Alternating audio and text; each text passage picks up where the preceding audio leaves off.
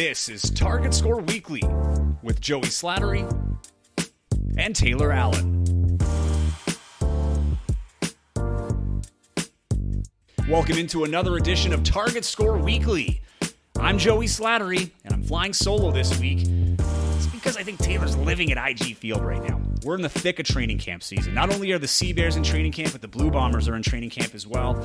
And Taylor Allen has been working real hard, long hours, making sure that all the great stories coming out of Bombers training camp are hitting the free press. I know we have a lot of Blue Bombers fans on our podcast, so make sure you're following Taylor and his work, not only throughout training camp, but the entire season with the free press. Does great work covering the Bombers. Of course, he's disappointed he can't be here, but it's understandable. And he will be back next week when we have a full season preview with some special guests covering the CEBL, the Sea Bears, all the expectations, everything that's coming along with this new season. And there are many expectations, I can tell you that. I've been at Sea Bears training camp all week. If you've been following along on Instagram, thank you. If you want to check it out, check out my Instagram page at Joey Slattery TV. I've been updating every day with some reports of what the feeling of training camp's been like, and the energy's been high. I mean, this is a tough training camp that Mike Taylor puts on. 2 practices a day for guys coming from full seasons, whether that be overseas or the G League. But these guys are, it's not a conditioning training camp, although they are getting conditioned.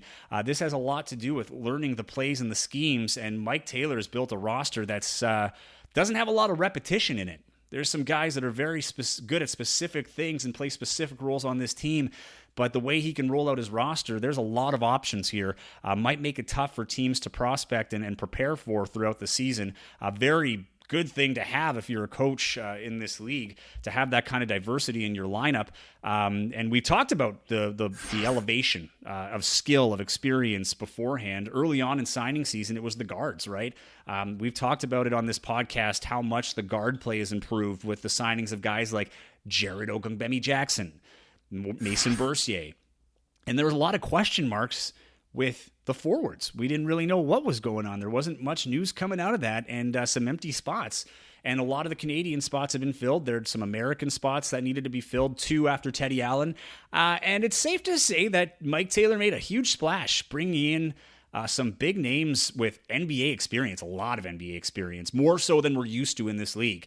Darius Days coming in from the Houston Rockets organization. He played a few games with the Rockets just this past year. And then you get a guy like Byron Mullens, a 7-footer who has had the spotlight on him his entire life. We're talking a top 5 recruit in high school. He played for his hometown school, the Ohio State Buckeyes. He is from Columbus. And after a season there, he was a first-round draft pick, taken 24th overall by the Dallas Mavericks. And he was traded immediately to OKC, where he played with the likes of James Harden, Russell Westbrook, Kevin Durant, before we knew what those guys were going to become in their career. And he's played just shy of 200 NBA games over 5 seasons, and 66 of those as a starter with Charlotte, then the Bobcats. And I had a chance to chat with him before training camp started, right when he got to Winnipeg.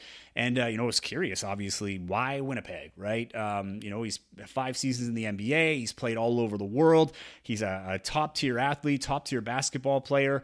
He could be playing anywhere. He could be taking the summer off. I mean, he's got a young family. And that was what we found out. A big reason why he's here, playing in North America, close to home, where he could be close to family. He's also playing with a young team, and he's got a coaching it. So a guy with that kind of experience, just imagine the guidance he can give to the guys trying to make it to the NBA or get back or whatever the case may be, or just prolong their pro career. So it's going to be a great resource and asset for the Sea Bears roster and the players. But don't make a mistake. Like, he's here to prove something. He's here to win a championship. That's something that's eluded him his whole career. And he really wants to make that happen here in Winnipeg. So, going with that excitement, that's something to be excited for, is to see this guy hit the court for the first time when they play Saskatchewan on Tuesday, and then Scarborough is the home opener, which everybody's looking forward to. It was a great chat. I'm not going to hold it up any longer. Let's get right to it. This is my chat with the newest Sea Bear signing, former NBA first-round draft pick, Byron Mullens. Byron, welcome to Target Score Weekly, and I guess welcome to Winnipeg. You've been here now for a couple days now. I saw yesterday you were on out taking a run. I guess, what's your first impression? I know it's very early, but what's your first impression of the city so far?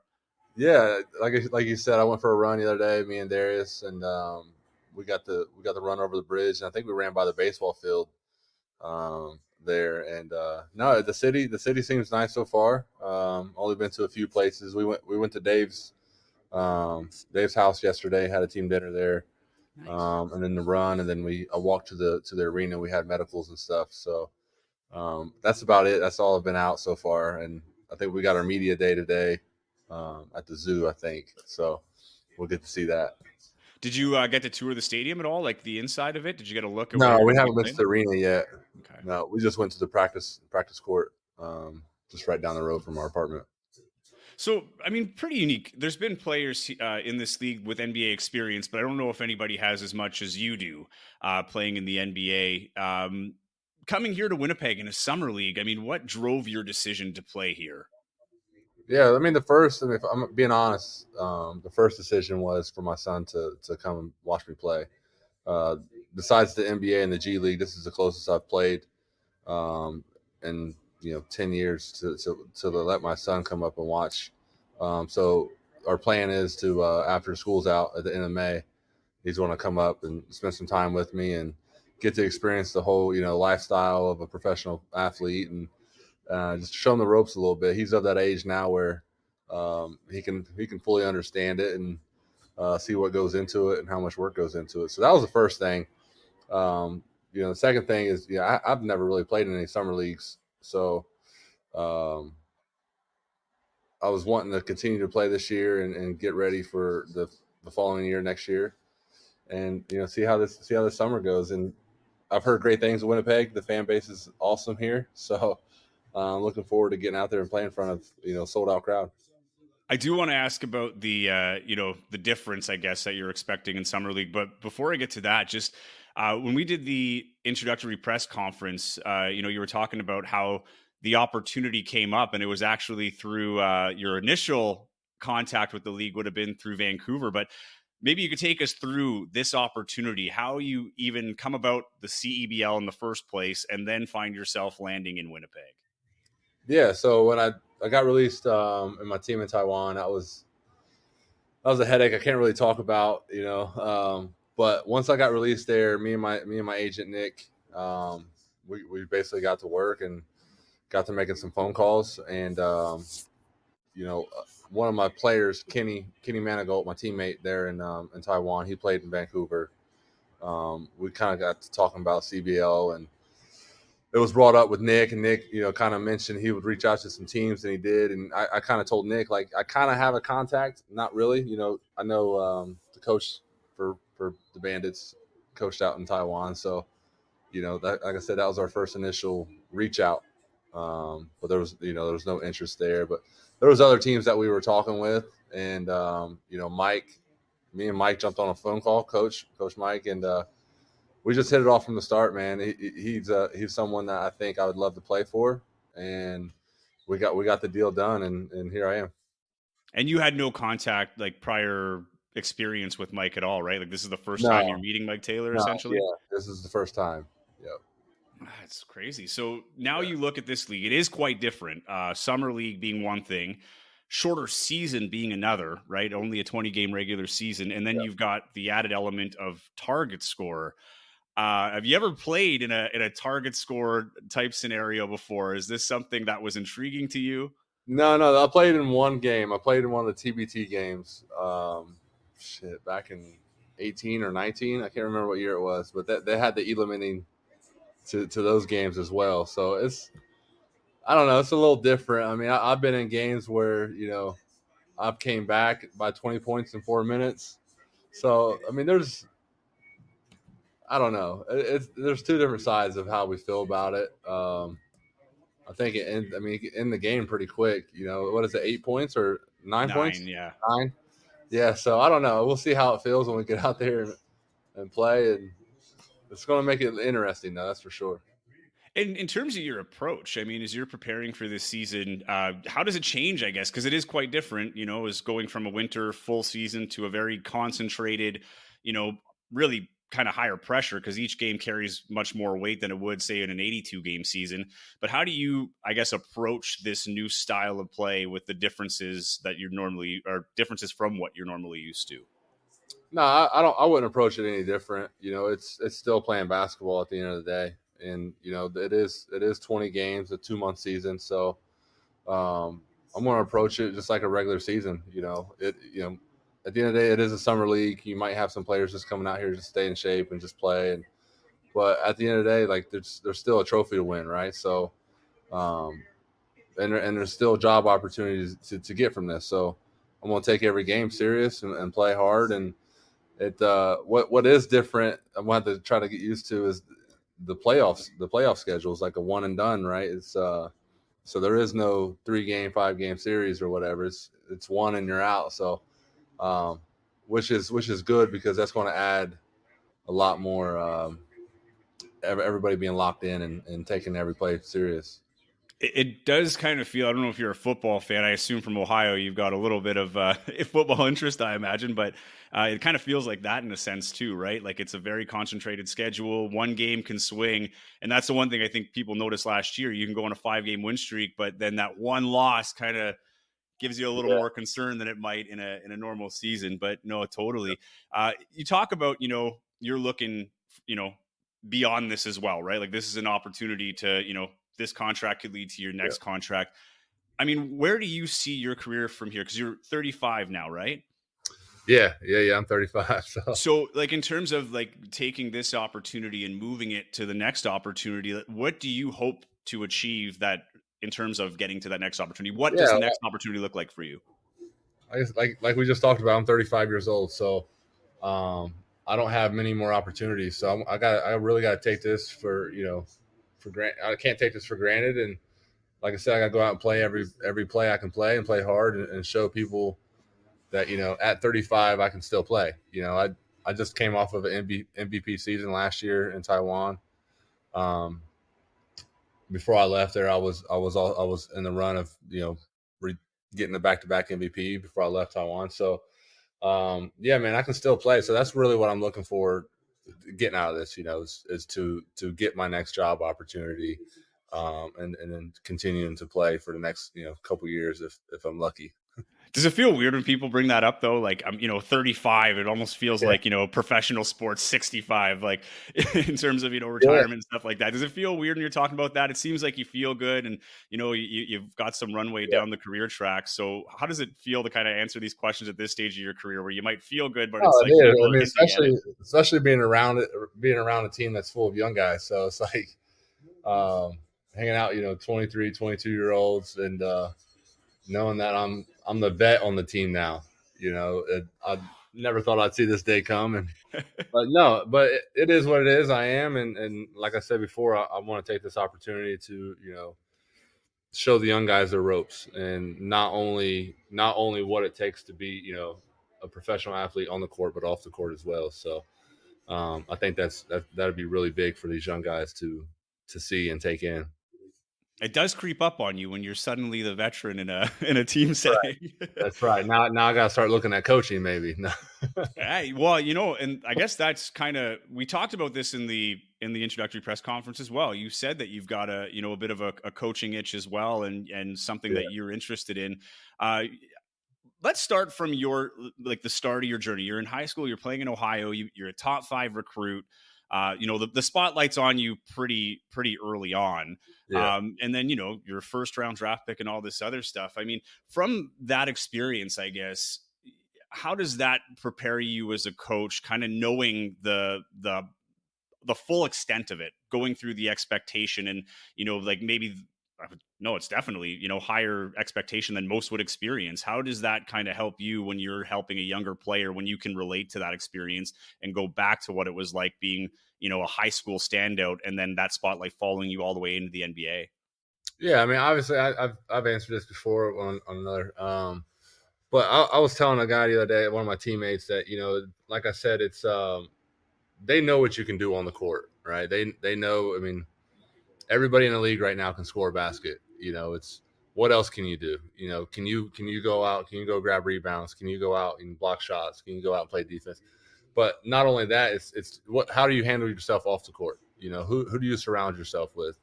Um, and that's the thing. When I came into the draft, like they know everything about you. The recruiters, whatever, they know who your best friend is. They know who, your enemies are, but it's how you carry yourself off the court. Can they send you to an appearance event and trust that you're going to represent their organization the right way? And that goes a long way. I think that's half the battle. And I've known really good players that I was teammates with just tank the interview portion of the NBA combine. That's one thing that people don't see when you go to the NBA combine. Like, yeah, you see the on court stuff on TV and stuff, but you don't see the amount of interviews that we do, while we're at the combine. There's hours and hours that, we're just basically going from room to room, answering the same questions. And you just got to know how to, handle yourself. Was that the most stressful part, you think? Like when you go back to that time, Yeah. The on-court stuff, I feel like, you've proven time and time again, but that kind of scrutiny, I guess, must be new to you. Was that the hardest part to prepare for?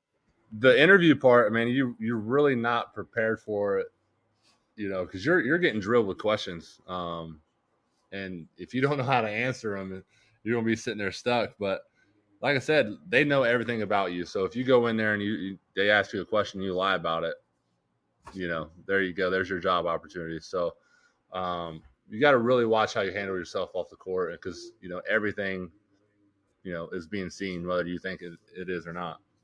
And further to that, when you go to the draft floor and the pageantry for the NBA draft is, up there with the best of them. So, you're sitting there waiting for your name to be called. What's that anticipation like before, you're called by the Mavericks? Yeah. So I was at home. I actually didn't go to New York for the draft. Oh, you weren't there. Okay. No. I stayed home and, see my whole process. It was weird how mine worked out. Cause I was talking to some teams, and the teams that were in the lottery at that time, they were like, yeah, if you're still around, we're going to pick you. Right. So, something happened in that draft where the Timberwolves ended up getting like 4 first-round picks. And I think it really just messed up the order. But, some picks came around. I'm like, oh, okay, this team told me if I was here, they'd pick me. And then they don't pick you. And you're like starting to worry, right? So, anyway, the Mavericks pick comes around. And the Mavericks were like my favorite team growing up, right? Dirk was my favorite player. My agent calls me. He's like, hey, you're about to be drafted by the Mavericks. I'm like, hell yeah. Like, he's like, whoa, wait, you're going to be traded in about 5 minutes to Oklahoma City. So basically, they OKC, because it was Dallas, Oklahoma City, and Chicago. It was 24, 25, 26.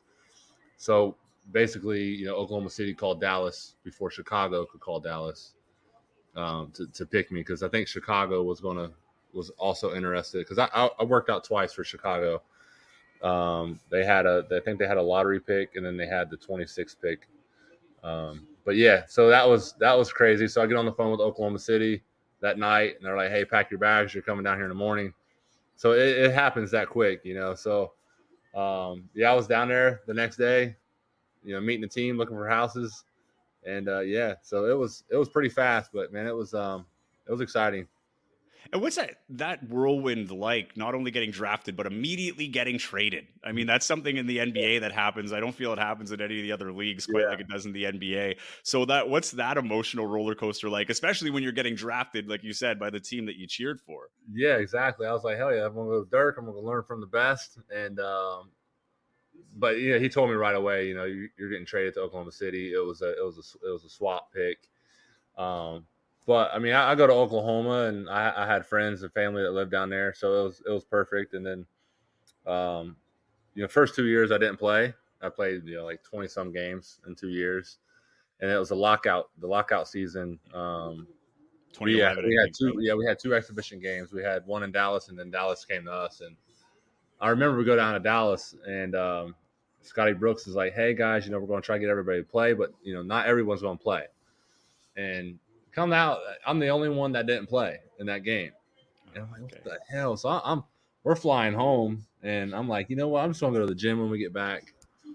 And we get back to Oklahoma City, and I'm like, nah, I'm gonna go home. Something's going on, So the next day, Sam Presti calls me into the office, and he tells me I'm getting traded to Charlotte, and that was the reason why I didn't play in the Dallas games, because they were trading me the next day. So yeah, I go to Charlotte, and our season didn't go great, but I had a really good year, 2 years there, with Paul Silas and Mike Dunlap as our coach. So it was good 2 years.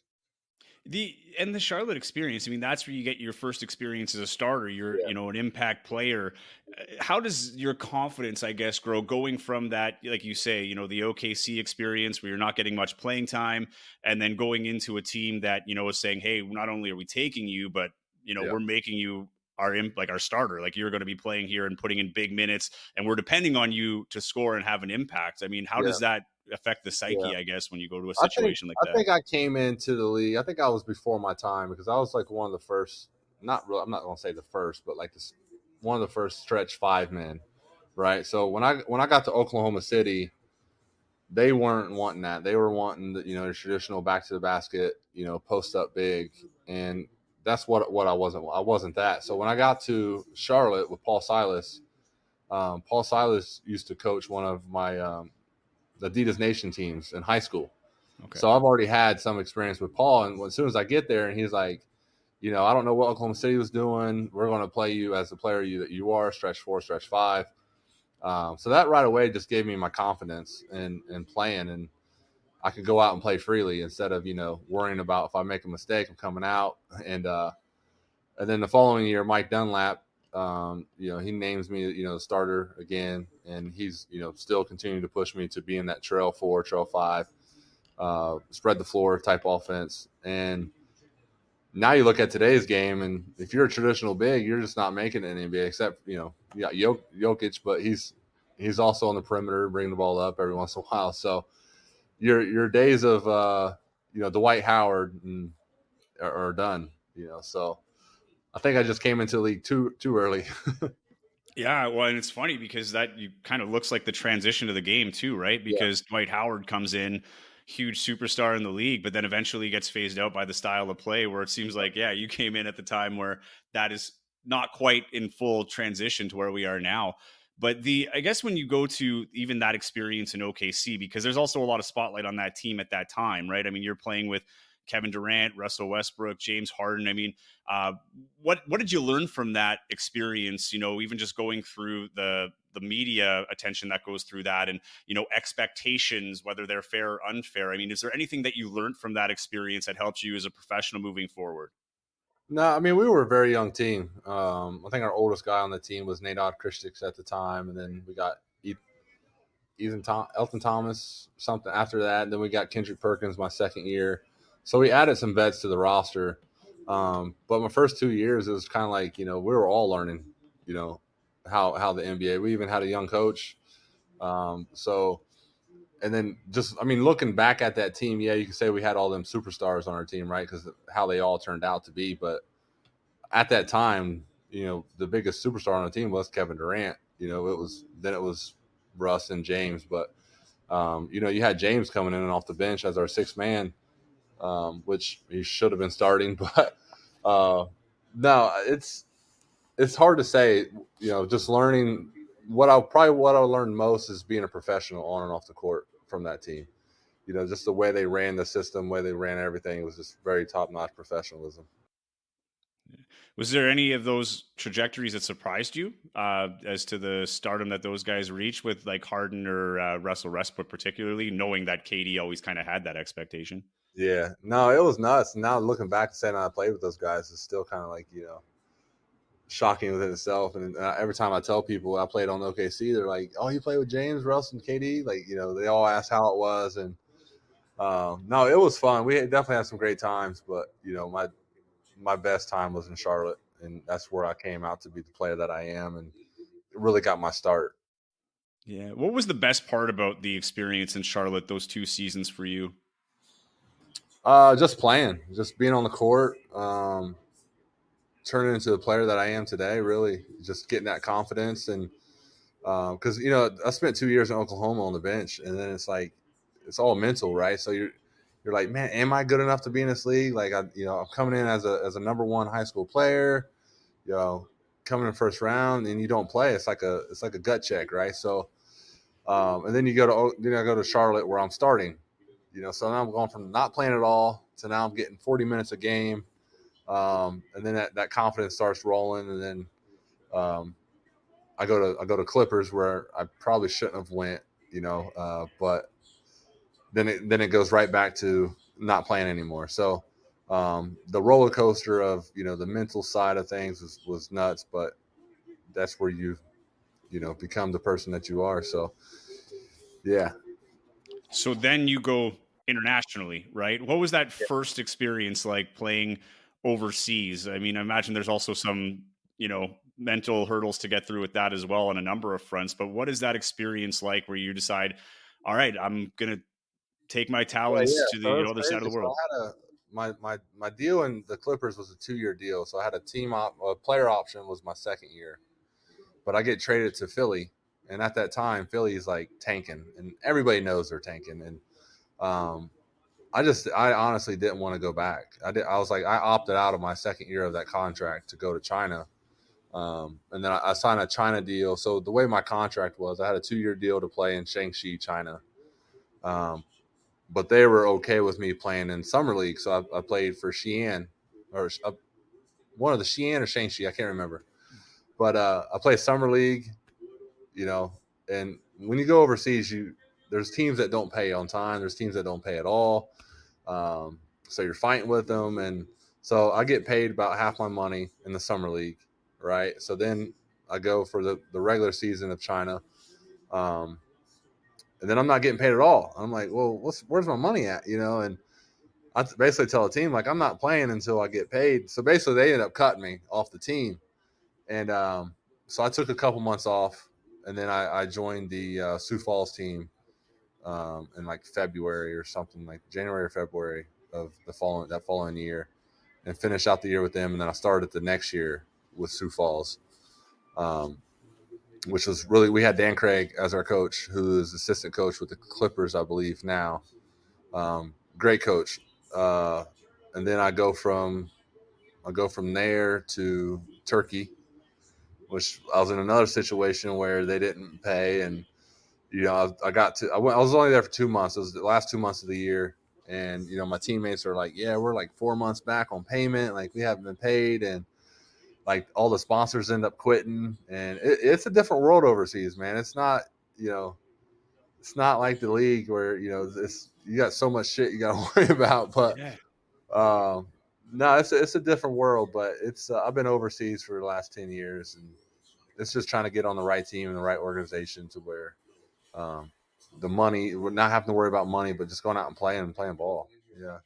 I can't even imagine the culture shock, not even from like, Yeah. Yeah. living in another country, but just the business culture shock of going, like you say, the NBA that, everything is provided for you to a point where you got to fight. Like, what's that experience like that first time where you're not getting a paycheck and having to go to like, who do you go Yeah. to at that point? Are you going to the manager, the owner? Like, how do you Yeah, even it's approach it's that? crazy. I mean, hopefully you have a good agent. At the time, I didn't really. I was basically fighting for myself, and you gotta be careful because you don't know what these dudes are capable of, right? You get in the wrong place, which I'm sure you've talked to a lot of players, they got some funny stories to tell. But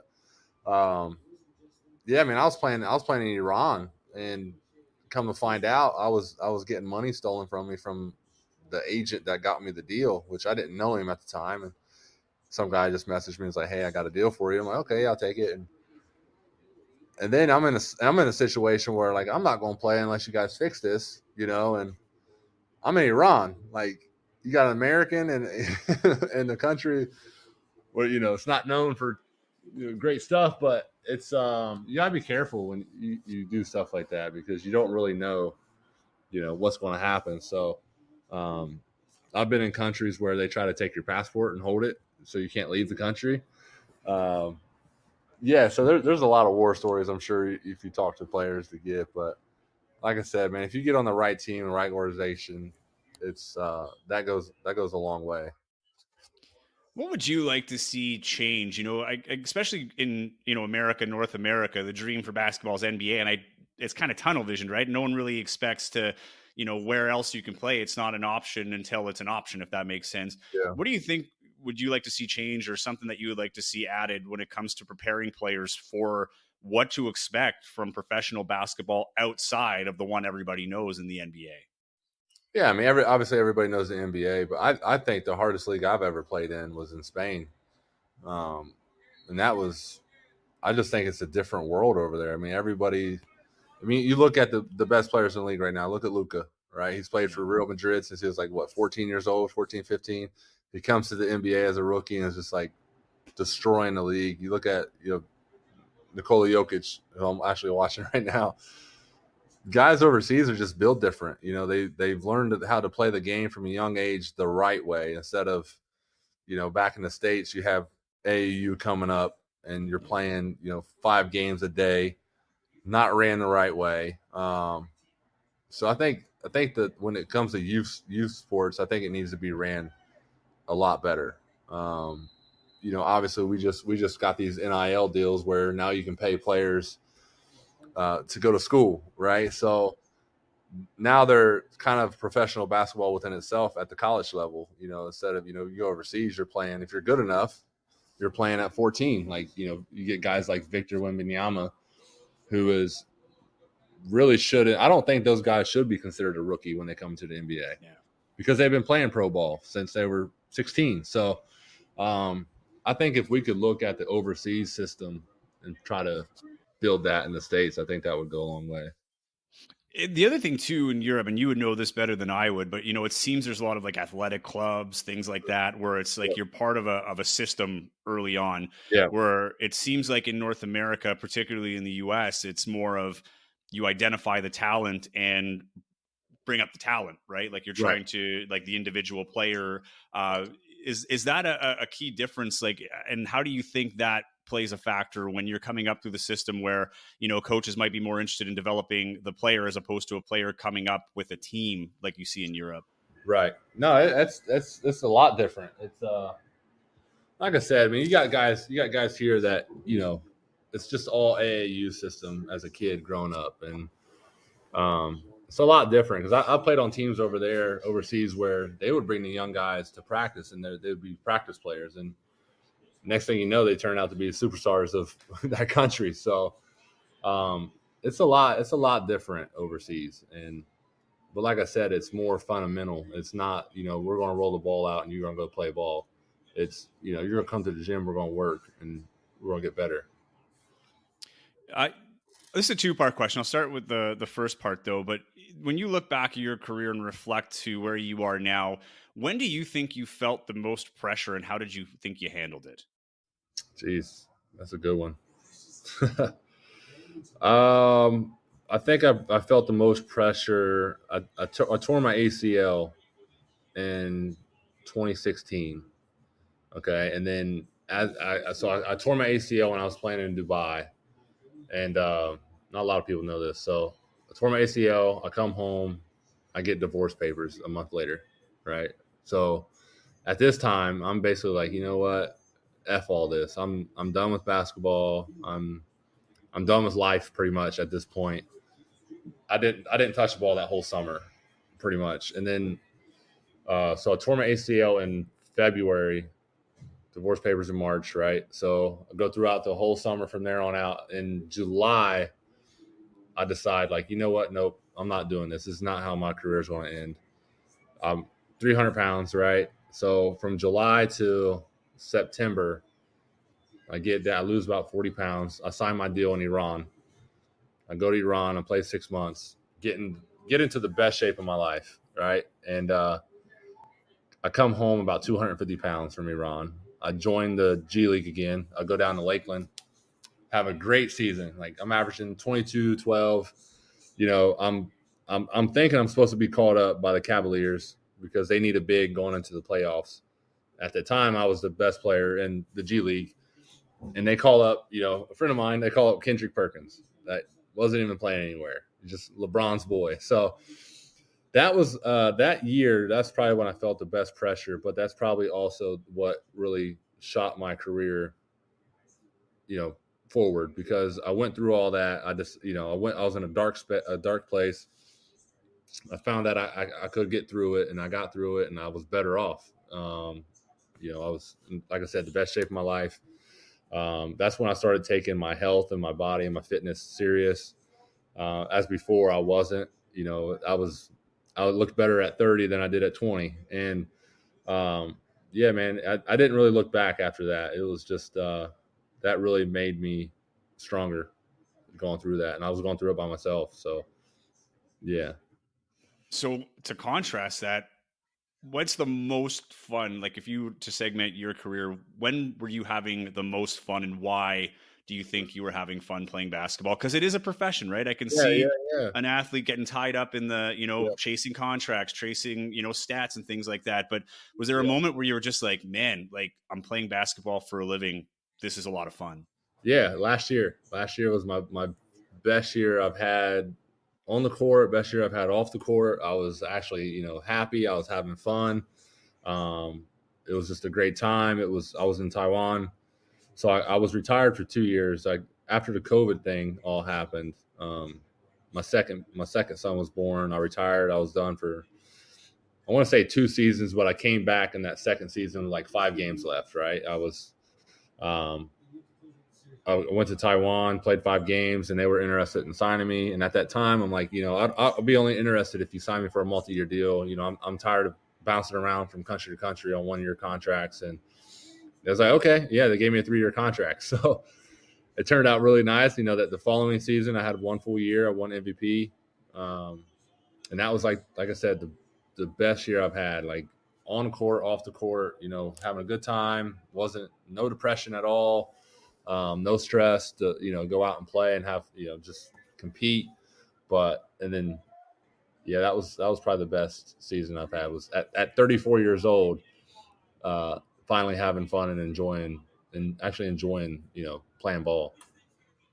Do you think people fully understand the pressure that comes with international basketball? Like, because not only are you bouncing around, Yeah, it's not like you're bouncing around, one country or maybe a couple of time zones. Like you're talking about, leaving, Columbus where it might be noon and going to another place where noon is now, whatever, 1 o'clock in the morning. yeah, And then the uncertainty. I mean, how much does that play an impact on you as a person? yeah. Just not knowing what's next, trying to stay in the present, but on the same token, same time, you're trying to look ahead with your Yeah, I career. don't think I How don't much think is people that? know. I don't think people have an idea. Overseas basketball is just a different world within itself. When I went to Taiwan, I was gone from September to late June.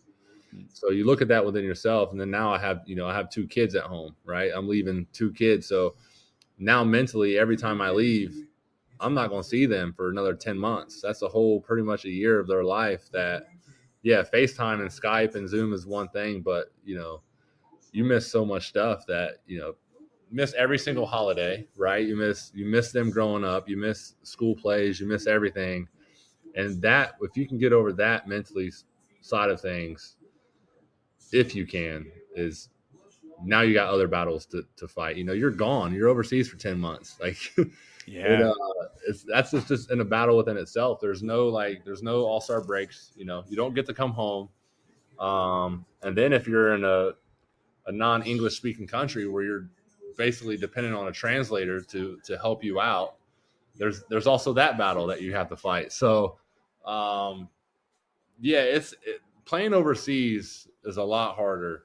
It's a lot harder than people think it is. There's a lot of battles that you have to fight. And to wrap that part up, do you feel at any point like I can, your identity at some point probably is just I'm a basketball player, Yeah, professional basketball player.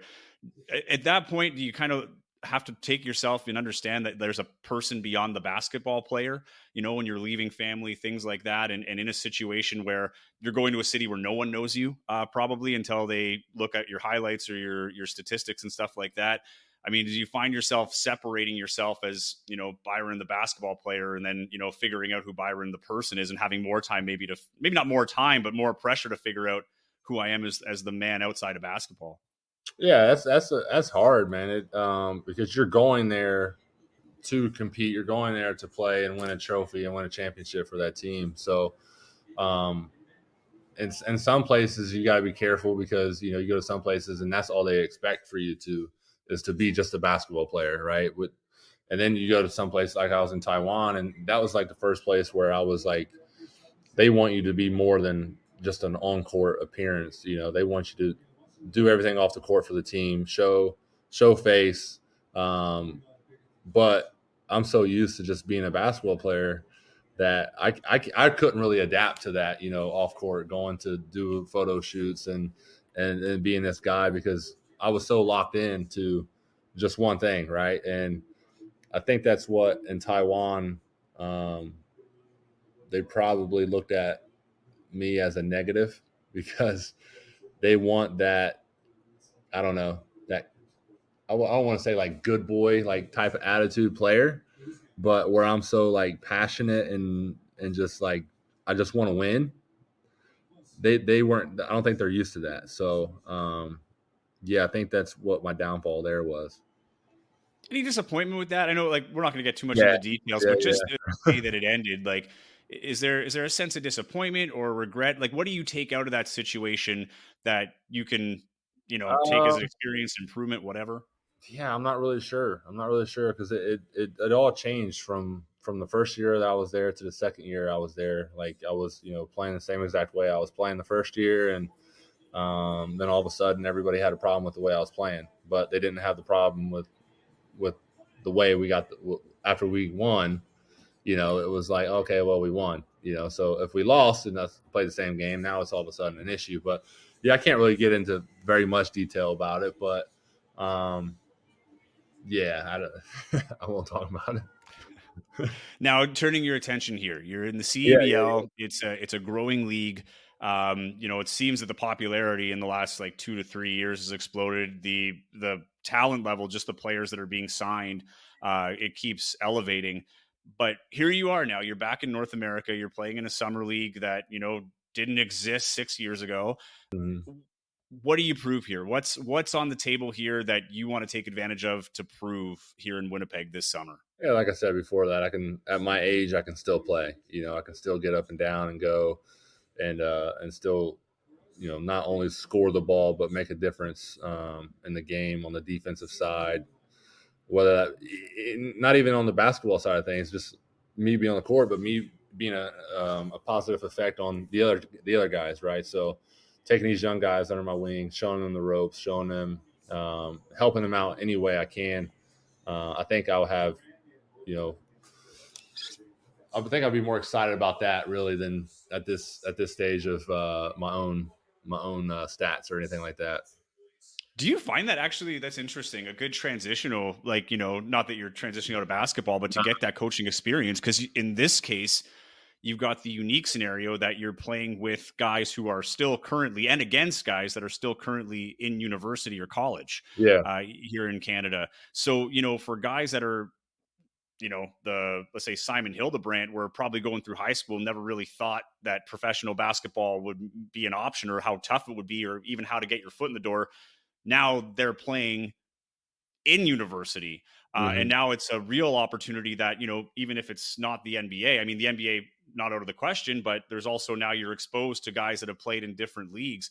I mean, how do you see this opportunity for you to help guys that are very, in their formative years in terms of basketball development and, just kind of scratching the surface of their pro career? Yeah, I'm excited to do it. like I said before, if anybody needs any of my help, I'm gonna be the first one that steps up and take them under my wing. So I've been hanging out with Tyler. I've been hanging out with Darius so far.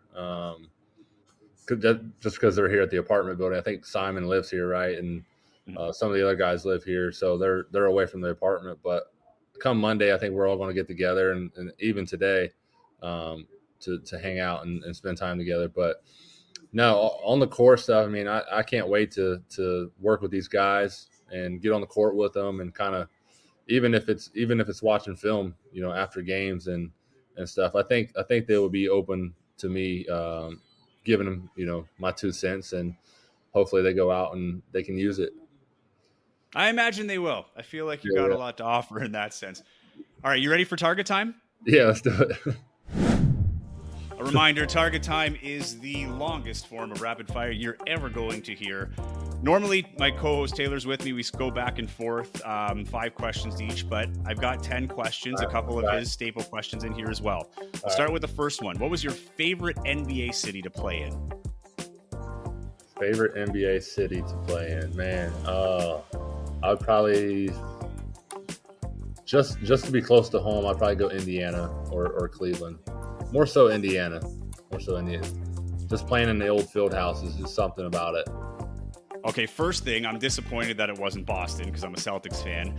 But now I'm really upset that Taylor's not here, my co-host, because he's a diehard Pacers fan. Oh, really? Yeah, and this would have went off. Well, we played the Big Ten tournament at the Pacers Arena, so it was kind of like I kind of had that history there too. So I feel like that's like the root of like basketball culture, like in its purest form. Like I want to go to Indiana to watch a game because even from like the TV, the stadium looks so different. Like it is built for basketball and only basketball, it seems. So that's a good answer. I'm really glad Taylor's not here because he'd be running that in my face right here. So that's perfect. Now, what was your favorite? You touched on this a little bit. I think you know the answer, but what was your favorite international playing experience? Now, it doesn't have to be like city or anything, but was there a particular experience that, you know, blew your mind with fans or atmosphere, anything like that? What was the best experience from your overseas career? I give two answers for this one because it's off court life was definitely Dubai. I was there for 6 months, and when you play overseas, like it's a grind, right? So I was in Dubai for 6 months, and it felt like I was there for a month, right? There's something to do every day, and we had practice at night, 6 o'clock at night, and hardly anybody would show up because it was all locals. So, and they were already rich, so it wasn't like they needed the basketball money but on court wise, Dubai was probably the worst because it was not somewhere you would go to get better. But for basketball, man, I would either say Japan or South Korea. South Korea, fan base wise, was crazy, and Japan was also crazy. But the competition there too, I would have to say those two countries. Okay.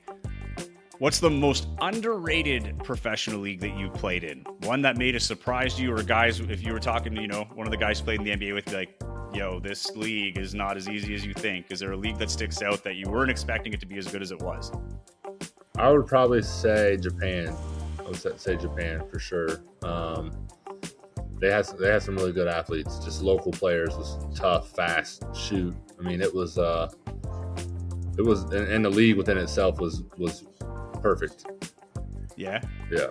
Like perfect in the sense of like organization, or just the way everything. Yeah, just everything was ran. I mean, it was like playing in NBA, just playing in big arenas. Obviously, the rules with imports is different. You only play 2 imports, but their locals was high level athletes. You go to some places, like I said, you go to Dubai and their locals are your local YMCA players. So. But Japan was they were nice. Yeah. Are the fans like I always want to go to Japanese baseball because right, because the game's the same, but like it's not, right, and the experience is different where they're singing. Was there any kind of fan differential there, just how they kind of celebrate the game? Just overseas in general. I mean, I don't know if you ever seen the highlights of like a Serbian basketball game. Yes, but man, the fans are crazy. Like 5,000 fans overseas is way louder than 20,000 fans in an NBA arena. It's just because they're more passionate. They like you've seen it. Like they stand up, they sing, they jump, they wave flags. It's a different world. I've never played in like one of them games, but you can just feel overseas basketball is a lot different from the fan base.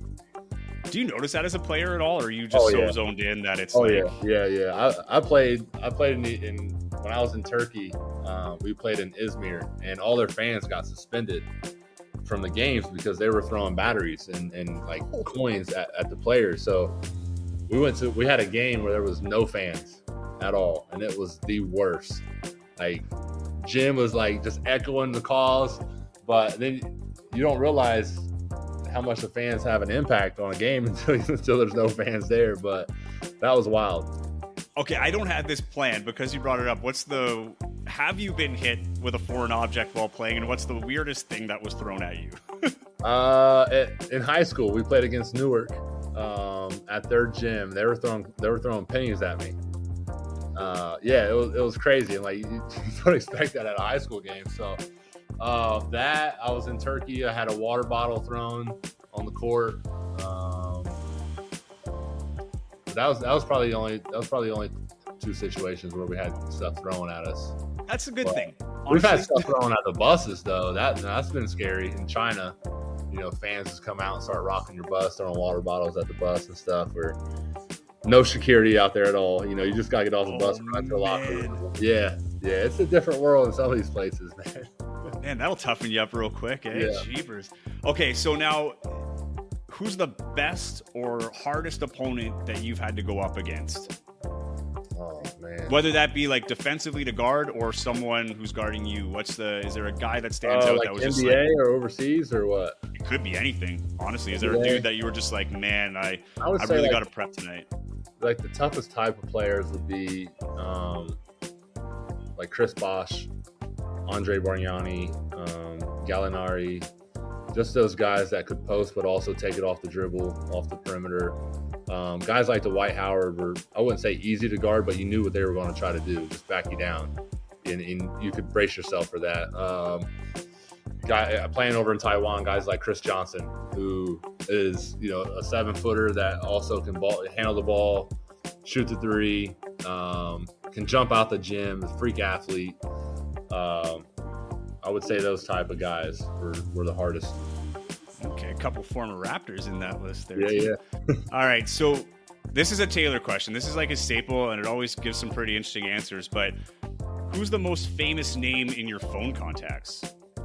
Oh, Jesus. Oh, man. Right now, probably Mike Taylor. No. Man. Well, in Winnipeg, actually, his stock's risen quite a bit. Yeah, all right. We'll go with Mike Taylor then. That's funny. All right. What's the biggest advantage outside of basketball of being 7 feet tall? I think there's just the attention that we draw. You can go into pretty much any room and steal everybody's attention, and that's just really just a conversation starter. Just shaking the right person's hands and setting up maybe a future. But yeah, it definitely draws attention. Sometimes it could be in a good way, sometimes it could be in a negative way. But I would just say that you can meet a lot of people, I guess. You're like a walking icebreaker. Yeah, pretty much. Yeah, icebreaker, and then billboard. If anybody wants to put some sponsors on a T-shirt or something, That's funny. And I guess what's the hardest part about being 7 feet tall is the second part. I guess that would be the same thing. The attention that it gets. Probably, sometimes you just want to go out and just be you and just enjoy. Just whether it just be being left alone or whatever, you still draw the attention. Especially times where you're out with family or whatever. You're out with family at dinner or whatever, and it's tough to hide. Eh? Yeah, it's tough to hide. Yeah, that and then walking through doorways and forgetting to duck. But other than that, how often does that happen? Yeah, a lot. Especially if I have like a hat on or something with the bill forward, and you can't really time it up right because you can't really see it. Hell, I just did the other day. I was putting my bags in my car and I forgot to duck because the back lift was up and it scraped my head. I was like, it's just, how did I do that? I knew it was open. It's just, yeah. You know what? If it makes you feel better, I once slammed a rear hatch at work right on the bridge of my nose because the way our thing worked, the camera had a drawer, but it didn't lock. So I had to hold it like this and then try to time it to close it so that everything would go in, and I didn't time it right. And I don't know if I broke it, but I had to go to the hospital and get glued. It was just pouring blood. And it's embarrassing too, right? Because you go and you're like, oh, what happened to your nose? I'm like, well, I just closed a rear hatch on my face. Yeah. I feel you, man. I'm sorry you have to go through that. That's tough. No. Okay, this might be part of your coaching. If you're giving advice to someone who's going to embark on an overseas career, what's the first thing you do when you move to a new city? First thing you have to play overseas ball, you got to learn how to adapt to your surroundings. Especially coming from the States where we are kind of spoiled in a sense. You're going to these countries, some of them are, I wouldn't say really like third world, but you got to learn how to adapt and basically just kind of like survive, right? Because you are, in some countries, you're living out of a hotel where it's a small room. You're not going to be used to having the groceries that you're used to having, right? So just being able to change and to adapt to different countries, because you could get used to playing. I could have got used to playing in Taiwan, and then I'm going to Japan where it's completely different, and not only the environment, but playing and coaching styles, and where places like Japan, the older people are like well respected, whether they're right or wrong. They're always right, because no one would ever question them in a sense. Whereas in the States, you would have like a player's coach, like Mike, where you can go to him and talk to him in certain situations. Like, well, I don't agree with that, and then you can talk. Where like overseas, it's like, nope, it's one way and that's it. So just being able to adapt would be the key. Okay. Now, I only have 3 more target time questions left. When you're away, now this is aside from family, because that's the given. Of course, you miss family when you're away. But what do you miss most about home when you're living overseas and playing overseas? Damn, those are some good questions. Besides family, I would just say like the freedom to just do whatever you want. Really, not whatever you want, but like I'm a big time. I love being on a lake, right? So anytime I can, I get my boat out. We go on a lake, and so that would probably be like one thing, like just not being able to do the things that we're used to doing overseas. Like I would love to. I'm in talks with some people here already. They're going to take me out fishing, so I'm looking forward to that. And I would say, just the freedom of your everyday life is completely changed. What's your biggest fish you've ever caught, or is there a particular fish that you like fishing for? Smallmouth and largemouth. I'm ate up, dude. So my biggest largemouth I've caught was probably like 5.5 pounds, and it was it was like I was fishing. As soon as I threw my bait in, it snatched it. I don't know if you know what buck fever is, but deer hunters, we get buck fever. So whenever a big deer comes by, you start shaking real bad because your adrenaline's gone. So that was the fish. When I pulled it up, I just started shaking. I'm like, holy smokes! Like it's probably not a big fish to most people, but at that time it was my biggest. And that was pretty cool. And then the smallmouth, they fight like crazy. So you might get a 2-pound smallmouth that feels like a 6-7 pound largemouth. But I love fishing. Yeah, I was growing up, we had a family cottage. We had pickerel were the hard one to catch, and that's the easier one to eat because there's less bones in it, but we had a lot of northern pike. You get never caught any big ones, but I remember like it wasn't so much the size, it was just like, oh, I caught a pickerel. Like he was just like, yes, we're going to enjoy this one tonight. But okay, so now on the other side, is there anything from your international travels where you lived that you miss when you're home? Is there anything that you wish you could take with you? It could be food, it could be a service style, whatever. Is there something from overseas that you really kind of warmed up to that you miss when you're gone or would like to take with you? I mean, some of these places do have some really good food.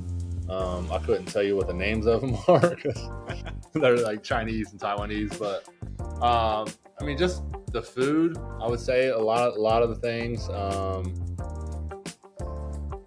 Obviously the friendships that you build, it's so hard when you're playing overseas, because when you're on like a one-year contract, you're only going to be with this teammate for so long, and just trying to keep that connection and that friendship alive would be probably like one of the biggest things. Okay.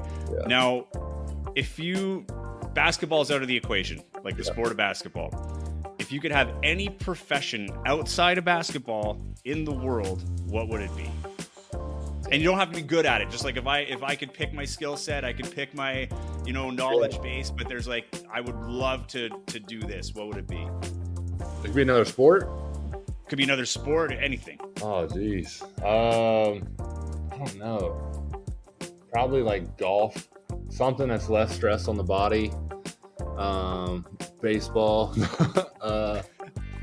Something that's less stress and longevity, whatever the word is I'm looking for. Damn it, I gotta bring longevity. Longevity. But even those sports have stress. I mean, you go out and play 18 holes of golf, I'm fucking worn out. So, no, something within those lines. Definitely another sport though. I gotta be in competition.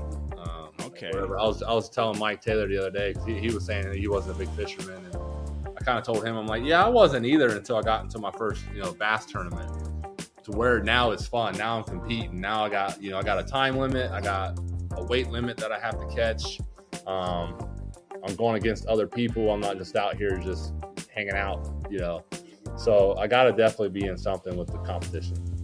Well, first thing, it relieves me a little bit to hear that a professional athlete even gets a little worn out from 18 holes of golf, because I feel the same way. And I'm also I'm looking forward to seeing that. Are we going to have a Byron Mullens not available due to fishing derby? Yeah. Like, Didn't make it back on time. Definitely gotta find some tournaments to get into out here or something. You're gonna find more than a few. This is a very outdoors, especially when you get just outside of Winnipeg. There's a lot of beautiful lakes around here and things like that to do. People have been telling me, so hopefully I can get to one and get on a boat. So, well, here's hoping. But that concludes Target Time. All right, thank you so much for doing this, Byron. This has been an awesome conversation. I do have to ask, though, before we go, who is going to win the NBA title this year? Man, that's a good question. I'll be honest with you. I haven't watched that many games this year. Okay. The only full game I have actually watched is just the other day before I left. It was Cleveland versus Boston, and I think Cleveland won that game. But, man,